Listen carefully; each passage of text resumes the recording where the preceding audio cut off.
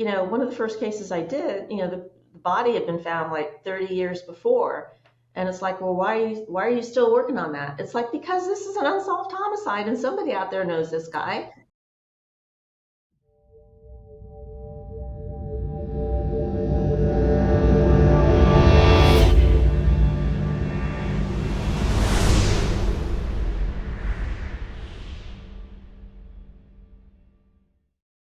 Dan, this is the first time we have met for Deviant Off Script, in which you are in Florida, not in Chicago. A brand new studio here in Florida, West Central Florida, Tampa to be specific, which is, as we all know, the Paris of West Central Florida. Yeah, nothing says French like a baguette from Tampa. And nothing says romance like Tampa. In the process of your move, though, I had some conversations with some interesting folks while you were making the move. Hence why I was flying solo. I wandered out into the wilderness without you. One of the interviews was with a woman by the name of Lisa Bailey. Did you know that the FBI has forensic sculptors? What does a forensic sculptor do? So her job... To answer your question, by the way, no, I did not. Right. Well, so her job was essentially to do facial reconstruction, sculpting, age progression. Part of that was also doing graphic design. So she did all kinds of art and all kinds of imagery for the FBI. And it was really interesting because she started at the FBI, and one of the first cases she worked on was the trial of Zacarias Moussaoui. Do you remember who that was? Mm-hmm. Sure. The supposed 20th hijacker. I had a class my senior year in college on media law, and the entire class was a paper that I had to write with a group of other people about whether Zacarias Moussaoui would receive a fair trial or not in Washington, D.C. I don't remember the results of the paper, but that was the entire class. All that to say, great conversation with Lisa Bailey. Yes. As usual, we'll get out of the way.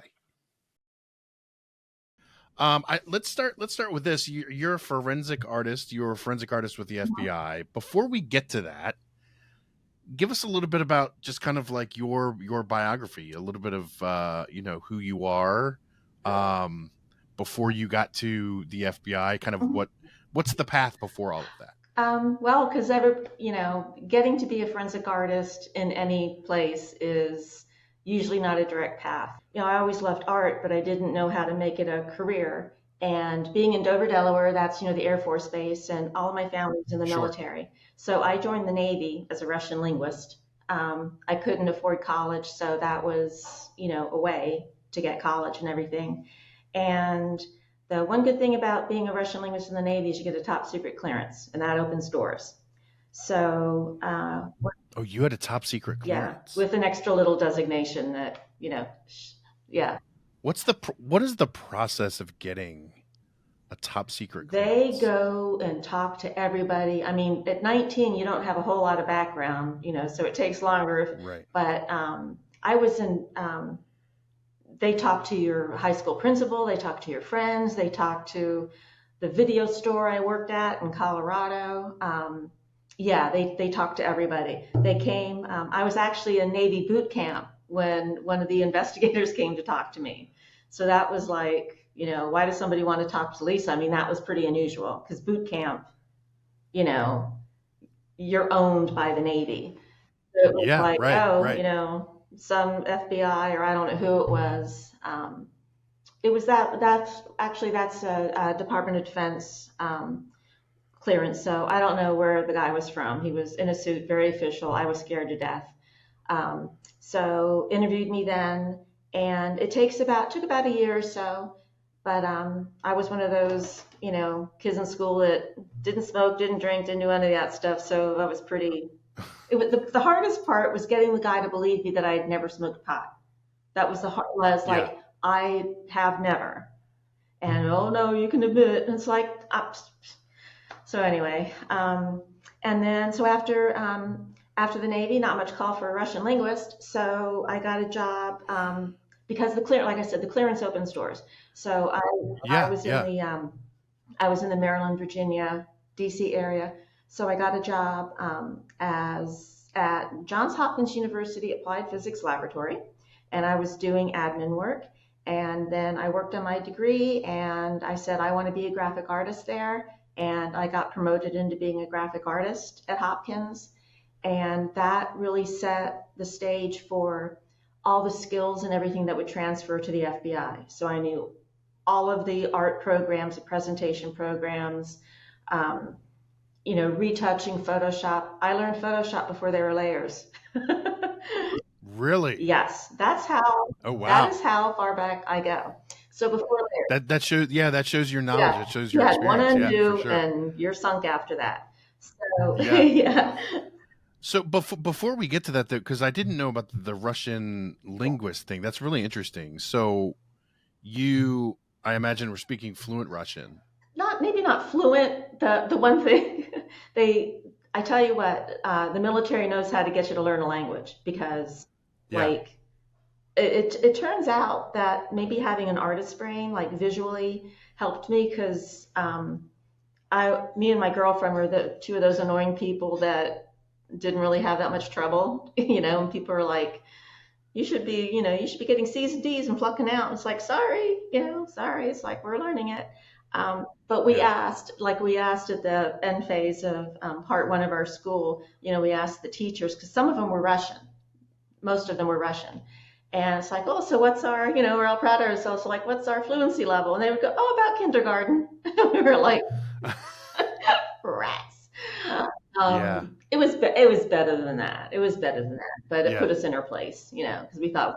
Is that a difficult language to learn? Actually, no, I did not find it. No, Portuguese is, the Portuguese people are so wonderful because whenever I butcher their language and really try, they are so nice. And they just say, Portuguese is the hardest language. But Russian is a very organized language. Like I said, the military knows how to teach it. And they go step by step from the very beginning. And Russian has rules. It's phonetic. So yeah, there might be 36 characters, and so you have to learn Cyrillic. So the B looks like a V and whatnot. Right. But it's very organized, and there's exceptions to rules, but then there's always rules that go to that exception. You know what I mean? It's like after a while, it was just like, oh, okay, I know how to say that. Like I know what this one's going to do. Sure. I know how to, right. I know. Was the Russian linguist, and that's when you're in the Navy, correct?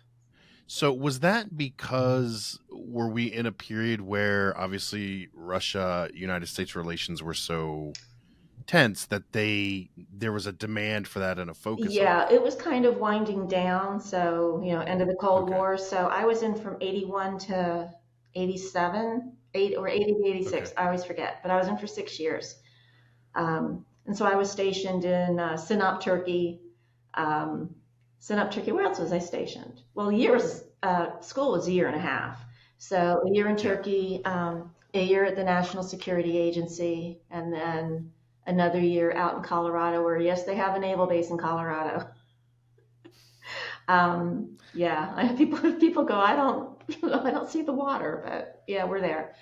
So I guess I just had the advantage of being young and dumb that I thought, oh, Russian, how hard could it be? I'd never taken a language in school, but I was like, no, I'll be fine. And where'd you grow up? Dover, Delaware. Oh, right. Okay. So you're doing friends with Russian linguist. You're a Russian linguist, and then you're at Hopkins and you're doing graphic design. Mm-hmm. And so you really start to scratch the artist itch, right? And that's where kind of the path of doing artwork and doing all of this visual stuff begins. Yeah, I mean, my mother was a cartoonist, so kind of being an artist is in there. And of course, during the Navy, actually, I found a way to do artwork in the Navy. Like people were like, "Oh, draw this for us," and draw that. So I got tapped for things. But it was one of those things that you put aside when you're a grown up. It's like, okay, well, I used to draw, and now I need a real job. And I will never forget. I was in. Like I said, I was doing data processing, which I hated to the depths of my soul. Hated data processing. Don't most of us Oh, hate data it's just, processing? yeah, just kill me now. And I Yeah, remember looking at the job board, and this is like 88. So graphic design and computers and like Photoshop was just becoming a thing. And so sure. I saw a job posting at Hopkins for a graphic designer and like production artist. And I did not have my degree yet. I was still working on it. One of those going part time for over a decade. Um, so I just kept working on my degree, and then I'll just tell you, you can cut it out. But like when I was trying to learn Photoshop, I only had a black and white monitor. That's how long ago this is, where there used to be Oh only black and wow, white yeah. monitors, and I didn't have Photoshop. So I used to go to the computer shop in the media lab during lunch, and I would start teaching myself Photoshop and freehand. And then the guy that ran the media Oh, shop, freehand. That's a throwback. yes, I know, yeah, like yeah, I knew freehand, and we had to go to Yeah, Illustrator. Um, yeah. so I was teaching myself those, and then the guy that ran the media lab, Dan, thank you, Dan. Dan said you need to meet somebody, and so he introduced me to Barbara Williamson, who is the late great Barbara Williamson. She was wonderful. You need to meet her because she was the boss of the graphic department at Hopkins. And when a position came open, it was data processing, but it got me in the door because I was a Yeah. contractor at Hopkins and this was a staff position. So it's a world of difference between being a contractor at an Yeah. agency and Yeah. being staff. So now I was Sure. staff. So I credit Dan and Barb with my career because they're awesome. So you see this ad Mhm. and you decide that this is where you're going to go. This is what I'm you're going going to to be a do. graphic artist by golly, or die trying. Yeah. Yeah. Yeah. So what's the path between being a graphic Mhm. artist and winding up doing, forensic art and forensic sculpture Yeah, it's kind of a for leap, the isn't FBI? it? That's a bit Yeah, of a what's leap. there has to be something in between there, no? Um, it's this is I was at Dunkin' Donuts one day, okay? Like I was at R- you As one does, right? yes. So I never used to buy the Washington Post. I didn't, I was junior. Didn't I would go to Dunkin' Donuts and read the leftover Washington Post and have a donut. And so then one Yeah. day I open it up and there's the want ads and there's a great big FBI seal and it says Artist Illustrator. And they wanted freehand, Photoshop, PowerPoint, 3D. They wanted all these things. And I'm like, check, check, check, check, check. And so I had every qualification. And I was like, I didn't think the job was real. I did because in the government, usually the best positions are already filled, but they have to post it to the public to be fair because they already know who they're going to hire. So I didn't think. Some things never I know change. it's like tell me you know the government, you know. Right, So right. I applied anyway, and I was as shocked as anybody when I got it. And I thought when I applied, I thought, well, I won't get it, but at least I'll get to see the inside of the FBI, which would be cool. And the irony is that, pardon me, it was a phone interview, which I thought was going to be the first step in the process. And 3 days, a couple of days, whatever, a week after the phone interview in my portfolio, they called me and said I had the job. And I was like, I didn't even get to see the inside of the FBI. So when you had that phone interview, how long does the background check take? So there was a hiring freeze. So I had to wait and wait and wait. So it took from the time I applied to the time I started, it was 3 years because I had to wait out the hiring freeze. So 3 years you waited for the job. Yep. Yep. Whew. Yeah. See, here's the thing. If I know something's wrong, or if I know something's right, or there's something I really, really want, I do not give up. I will not give up. So that can be a bad trait on some things where it's like, just leave it alone. Don't fight that fight. And it's like, nope, nope, nope, like not giving up, not giving up. So that Yeah. was that was kind of that. It was September 7th. It was a Friday, 2001. An agent came to Hopkins and he came into my the art office, And he said, "You're good as gold," shook my hand, "Welcome to the Bureau. You're in." But then 4 days later was September 11th. So I started 2 months later. So I jumped in right with the Zacarias Moussaoui prosecution. Boop, that's where I got dropped. So was that the first case you worked on? Yeah, sure was. The 9/11 hijack. Yeah. So I know it's just kind of funny now. I was a new hire. I want to make this clear. I was a new hire. Sure. I had my experience and everything, and there's a year probation. So Sure. I couldn't work on anything where I may have to testify in court or something. But I was doing, scanning all the photos and retouching those. And I remember, I did some of the preliminary work for doing an interactive presentation of the passengers on the plane, and then that would go to a senior artist. Going from Hopkins to the FBI, I mean, the stuff that you're doing is much more, I don't want to say it's more important than the other, but it's just different. Yes. Were you somebody that was interested in sort of like crime investigations, crime and justice? Like, was that a thing that you had interest in prior to starting at the FBI, or is that where it was it really the work? So I read some true crime when I was, in my 20s and stuff like that. Right. When I was about 16, I saw my dad and I would always watch the cop shows with my dad. So I talk about justice, so Quincy and Kojak and Hawaii Five-0. And then one episode of Quincy, he found a skull on the side of the road and he had an artist sculpt a face on it. And I was like, that looks like the coolest job in the universe. And literally, I was 16. And the person was wearing a lab coat during the sculpting. So then in my mind, it's like, well, they're a scientist. I'm not good at science. So I thought that would be a really, really cool job. And also when they would do the composite sketches on TV, like Hawaii Five-0, I remember, that would be a cool job. But it just this was 76. I mean, yeah. Is my math right? Yeah. Anyway, it was the 70s. So how do you find out about a job like that? And then so I put it out of my mind. So it was just kind of a nice full circle thing that I thought, man, that would be the coolest job in the world. And that's where I ended up. So you work on the prosecution of Zacarias Moussaoui, which is, probably one of the biggest probably one of the biggest federal cases in American history. Yes. When did your kind of affinity for sculpture and all of that, when did that really start?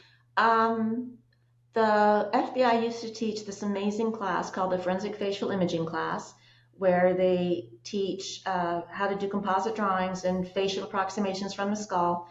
So being FBI, I took that class 6 months after I started.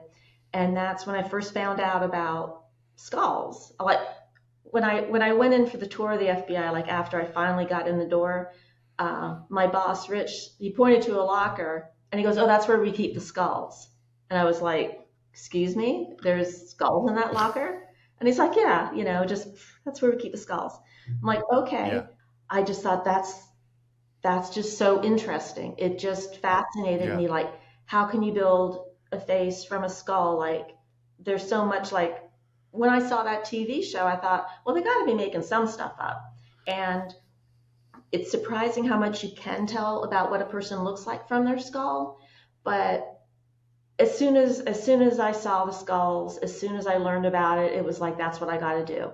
So skulls and recreating them and doing modeling and imaging and everything and sculpting, that became your calling card, correct? That was my job, and I loved it. Loved it. I mean, what did you how do you, did you just go into work and sit down with a lump of clay and just start going to town? Oh yeah, there's so my first what we used to do, I'll preface this because there's two types of facial approximation. So 2D is where you would draw on a photograph of the skull. And if you've seen the little white things that stick out, the tissue depth markers, and then you would develop the face, you're still using the same information as you would from sculpting, that you're kind of approximating how much flesh is in any given area. And so when I started, I could only do 2D approximations because the skull is evidence and you cannot put clay on a skull. There were lots of artists and other agencies doing it, but the FBI does not do that. So putting clay on an actual human yeah, skull. I mean, and it was not considered anything crazy. Just like, when I was a kid riding a bike without a helmet, nobody looked twice. So, Right.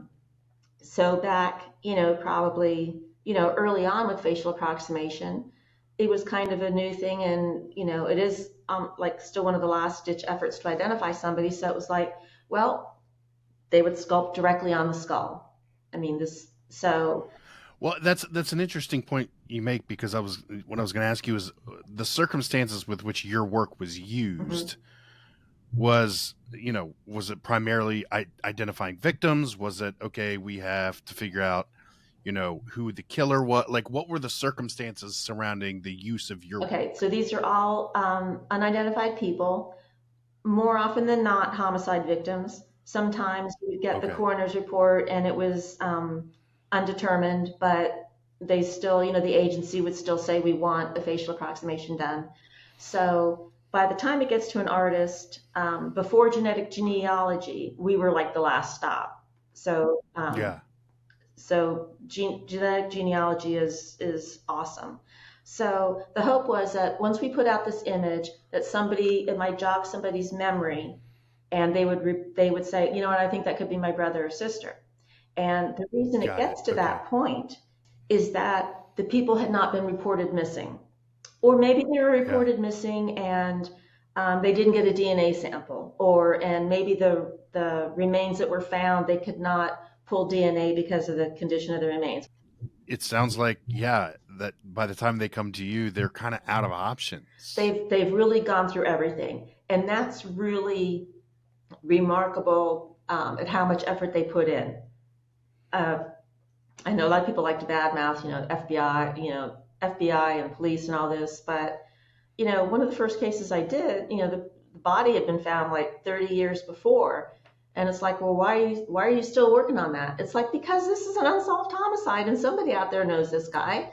And Sure. it's not Sure. like it's not like I would be working on, it's not taking up so much of my time. It's still important because for every unidentified homicide, I mean, like, you can bring serial killers into the mix, but somebody killed that person and you can't figure out who killed them until you know who the victim is. Right. So, so that's like the first thing. Um, you have to find out who the victim is. So, I've had cases where, it could literally be 30 years that they get identified.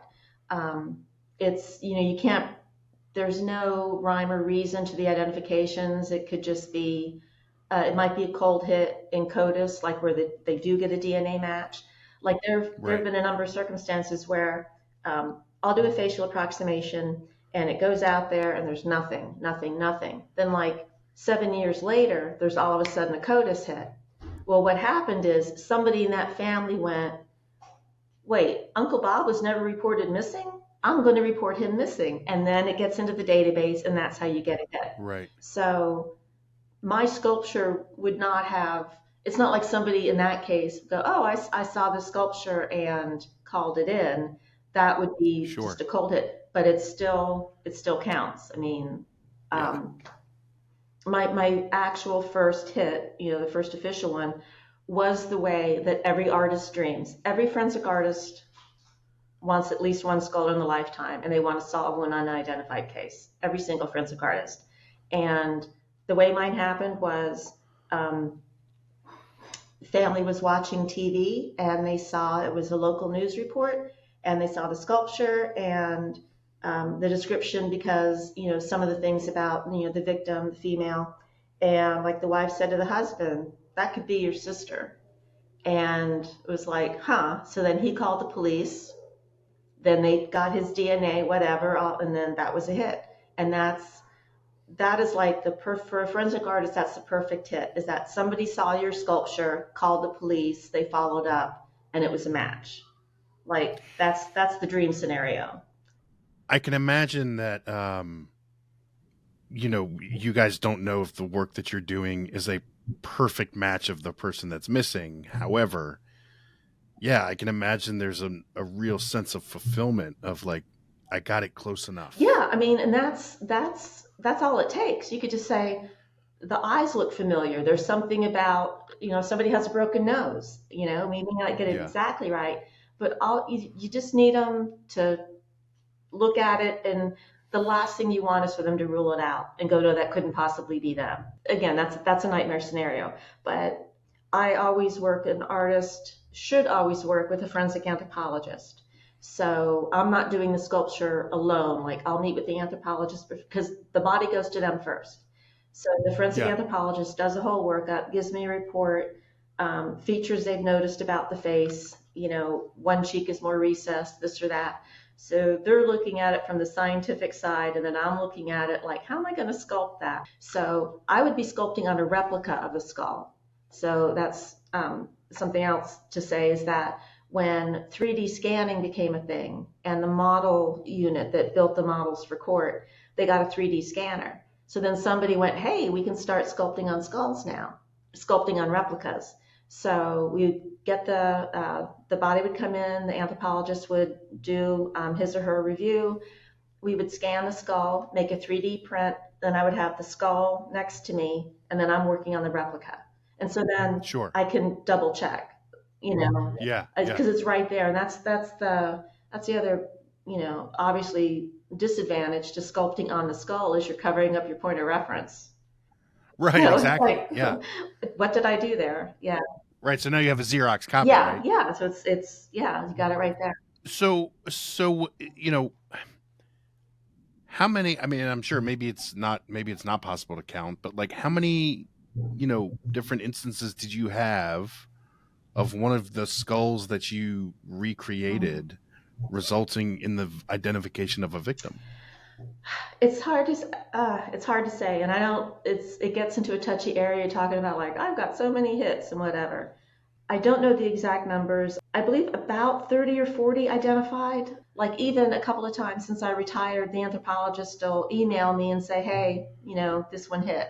And it's like, oh, okay, cool. So there Yeah. are, so I would have to guess because I don't have all my records that I probably did upwards of 90 or so approximations. So it's not rare. It's Oh yeah, somewhat, yeah. it would happen with some Oh yeah. regularity. I mean, I think that's what people may not realize is that, obviously, as you said, when the agents come to you and say we need to do kind of a facial reconstruction or a facial approximation here, that it's kind of like this is our last hope, mhm. and oftentimes we hear about how often those things don't work out, and I think it's important to stress that it sounds like no, it happened fairly It regularly. what you need is somebody looking. You could have the most Right. best approximation in the world where it would look really, really close to the person, but they have to have a friend or family member looking. And then you have to have, and I won't get on my soapbox, but having the family member, somebody looking, is having that in a database for the family to search, like a logically run government database, which Right. doesn't really, there's a database, but it's very flawed. Yeah. So you're kind of you need the stars to align, and the more unusual, average skulls are the worst because an approximation means you're approximating, and then you've got an average nose, average set eyes. But if we got a skull like where the eyes are really close together and it had a big nose, I mean that's where like I've got something to work with. It's Yeah. like it gives you a lot Where, to work with. it's funny because your background before you're doing art, it was not biology and it was not science, but like your enthusiasm for skulls and understanding kind of the structure and the makeup, where did that come from? I just got to figure it out. And with the skulls, it was just I had to figure things out. And have you heard of the Body Farm? I am aware of the Body Farm, and I'm in Atlanta, so I've been through or around Oak Ridge. Oh yeah, yeah. We used to have a But lot of visiting scientists from there. yeah, but I'm familiar with what they're doing. So you did you learn a lot about kind of decomposition and the science of all of that? I did just because of the interest, but it wasn't really as necessary for face. Yeah. That is more important for post-mortem imaging. That's where you're working with like Yeah. decomposed remains. Because Did you work on that kind of stuff at all? yeah, I got to do. Wow. I had the best job. I got to do. I mean, first off, doing like the crime scene things, the evidence for court, and I mean, the first time I had to talk to an FBI agent, I was terrified. They're totally nicest people in the world because like they Yeah. think what we do is really cool, you know. Yeah. And then yeah, so I did composite drawings where tell me what the bad guy looked like. You're doing that, and then age progressions of fugitives, and yeah, postmortems. So you get photographs, from the scene or from the morgue. It's funny you mentioned age progression because that's something that is, I've covered a lot of cases of missing children, and there's always oftentimes kind of like they go missing as a child, and then 20 years pass, and it's like, well, this is what they would look like as an adult. What goes in? Like, I've always wondered, like, how do you? I mean, it's more than just giving someone gray hair and putting wrinkles on their face, right? So for children, that I did maybe a couple for children. Those are really mandated to go to the National Center for Missing and Exploited Children. If there were some instance where, let's say, a case fell outside of their guidelines, like maybe we're only going to do it every 2 years, and the agent or the detective wants it a year after the first one, they may say, we can't do it, but maybe the FBI can, and vice versa. We would get something where we go, we can't do that, but give it to NECMEC. So with the child age progressions, I actually took one of the classes there at the National Center, and that's where you collect images from the parents. So pictures of the parents when they were like that same age, and then so you're trying to look at the family resemblance and then build from there.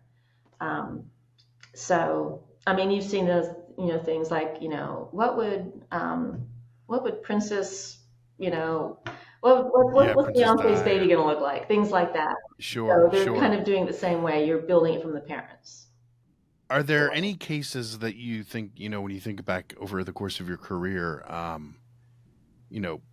high profile cases, the ones that any that like really stick out to you or stick out to people who follow this kind of stuff that you worked on?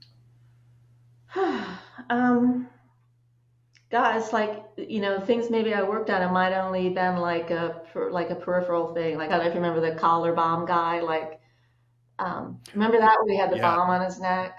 So that was like the pizza place. I'm sorry. Was that the pizza delivery guy? Yeah. So, but that was just a very minor thing. Like they wanted an illustration of the shirt. So I went up to, they had the shirt there, but of course it was all torn up. So, a drawing of that. So, but that is obviously, that's not like, guess what I did? That's part of the job. Yeah. But it's interesting though, because it's kind of a testament to how many different places inside the FBI these cases can kind of reach, right? Like that they kind of go into the deep corners of the FBI and the DOJ of like everybody in some way contributes something. Absolutely. Right? Like when the skulls would come into us, how it first starts is say an agency, may call the FBI and say, okay, we need to have we want, say it starts with facial approximation. Didn't always. So they say, we want a facial approximation done. Well, then the evidence unit would question them. It's like, have you had DNA? Have you had firearms? Like, what have you done so far? And they might go, oh, I didn't know you guys did that. Or, yeah, sure, like, please do this. So then it'll get farmed out to anybody that might possibly be able to help. So I think it might have happened once where I was working on a facial approximation and then the DNA came in, and so it was matched before it needed to go out to the public. Things like that. I'm trying to think, well, Well, like I said, like when I worked on Moussaoui, I mean, it was something to be thrown into because you're like, oh my God, I'm at the FBI and I can't screw this up. But Yeah. the senior artists were doing the heavy lifting because they had these Yeah. interactive presentations, and they still like I was involved with it for a year or two, but off and on. And there were some artists where that was their main case, and like for years they're Yeah. still working heavily on it. Yeah. What else? What year did you retire? 2019. So, I mean, to a certain extent, when did things at the when did things really turn digital, and you Oh, were able to kind of move towards that? And I'm sure that opened a number of doors for solving crimes and identifying people and having information at the ready. yeah, for forensic art digital, um, all of the presentation software, all that. Composites were still done by hand. When I left, they were still being done by hand, like with paper and pencil. Really? Don't get me started. I, I do not understand, and I don't know because there was just pieces moving around. Like my last couple of years, I was not doing composite drawings. There was like basically some artists who worked on living, the age progressions, and other ones that worked on the dead, and that was me.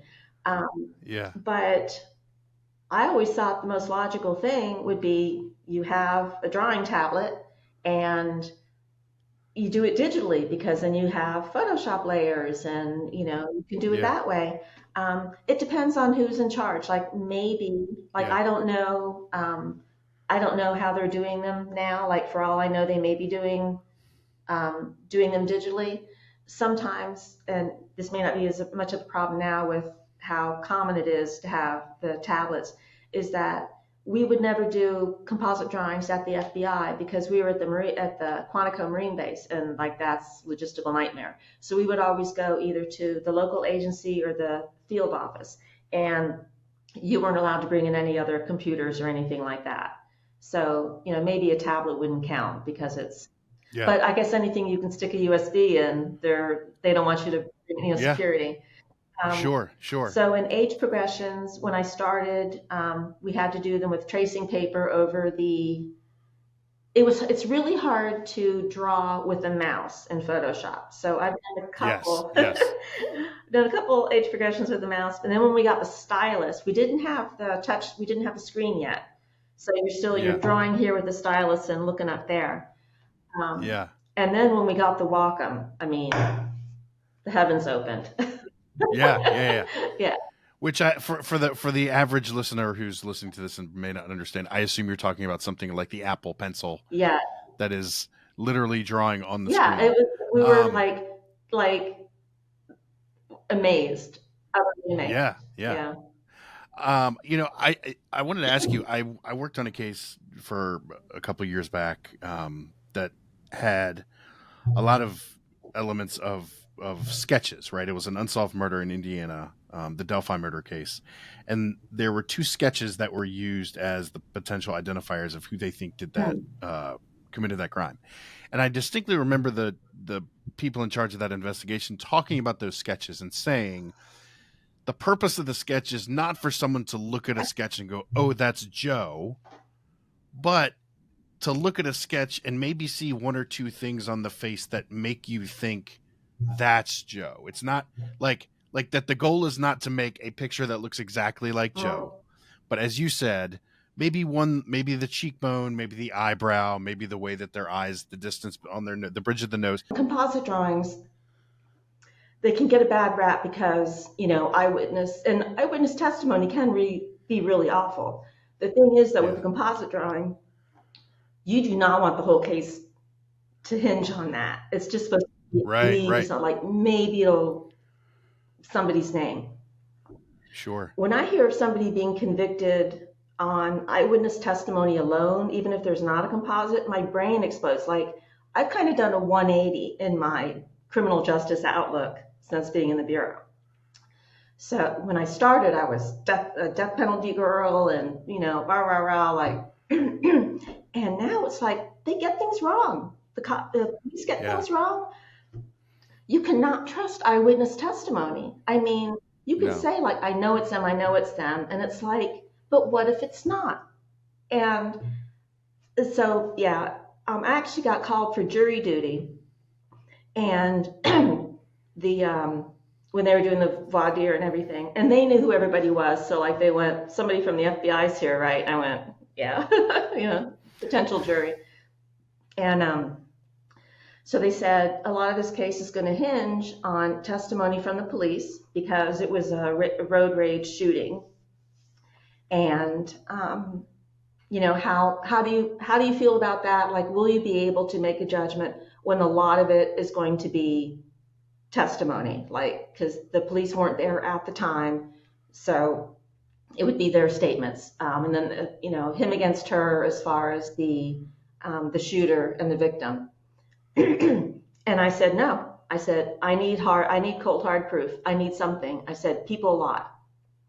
And they're like, "Oh, but you work at the FBI." And I said, "I'm sorry, but I know people way up, and they will lie." And when people say, "Well, the police officer doesn't have any reason to lie," well, if his boss is like, "You're dead meat if you don't follow what we're saying," I mean, it's a reality. It's a reality. Well, sometimes it's not even that. Nefarious or calculated. It's just old-fashioned human error. People will be wrong. I mean, I'm like shocked. I was always afraid that like something would happen to me and like do a composite drawing, Lisa, and be like, I don't remember what they look like. I'm terrible with that. Somebody can come to the door and they leave, and I go, you know what? If they pulled out a knife, I would not be able to draw their face. Like, just go right up. So it's funny you mentioned that, because I was going to ask you, considering the work that you did for so long and your background, you have no excuse to not be good with a face. I know. And so I don't like to tell anybody what my job used to be. Plus, it also, like, if you're at a dinner party and somebody hears you used to work on skulls, well, then that's a hard job to compete with for attention. You know what I mean? Yeah. So then sometimes I'll just lie. Ideally, you should be a great eyewitness, because you would remember what everyone looks like. I should be, but I mean, it's just like with the victim. It's like it takes you by surprise. You're not paying attention, or the only thing you remember is what the gun looked like. Yeah. And I would be bad. I know a lot of other artists say that, but I can be watching TV and see somebody and then go, that looks like that person from when there was one movie, and from a child actor, and then 30 years later I went, that looks like that guy. So I'm good at that, which gets me nowhere. That's well, not a let's hope skill. Let's hope that you don't have to be called to a witness stand to give any kind of eyewitness testimony anytime soon. Pretty safe here in Portugal. Lisa, I really appreciate you giving us some time. Sure, yeah. This was really interesting to listen to somebody who kind of who looked at kind of criminal and justice, the criminal justice universe from the perspective that you did, because it's not one that I think people realize is there, and B, if they do, they probably don't understand it a whole lot. So we really, really appreciate it. Thank you. Yeah, sure. It's not like the TV shows saying we don't know holograms yet or anything like that. And your book is, I want to give you a moment to kind of give us a sense of your book and what it's called and where people can find it. So it's Clay and Bones. It's hardcover Kindle, and it's out on Audible. The paperback is coming out in February. Alrighty. Well, Lisa Bailey, thank you so much. We really appreciate it. Thank you. This is great.